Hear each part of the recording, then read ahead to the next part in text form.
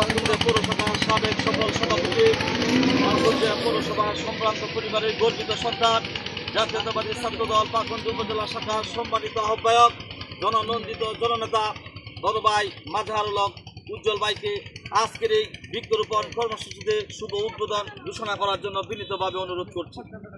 বিসমিল্লাহির রহমানির রহিম। সর্বপ্রথম আমি নান্দি ইউনিয়ন ছাত্রদলের প্রতি কৃতজ্ঞতা প্রকাশ করছি।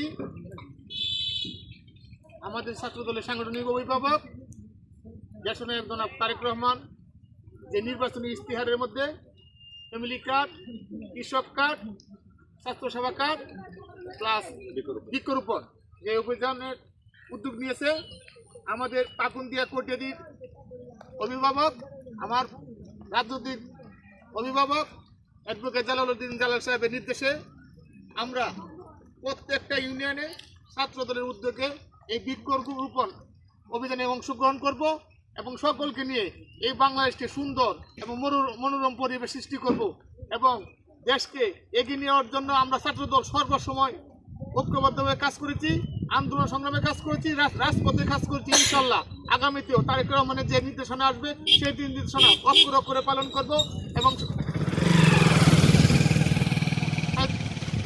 আগামী রাষ্ট্রনায়ক যে নির্দেশনা দিবেন সেই নির্দেশনা মোতাবেক আমরা দেশের জন্য, জনগণের জন্য আমরা কাজ করব সেই আশা প্রত্যাশা ব্যক্ত করে এখানে আমার বক্তব্য শেষ করছি।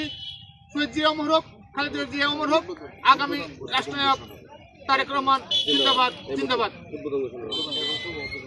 আজকের এই বৃক্ষরোপণ কর্মসূচি এখানে শুভ উদ্বোধন ঘোষণা করলাম।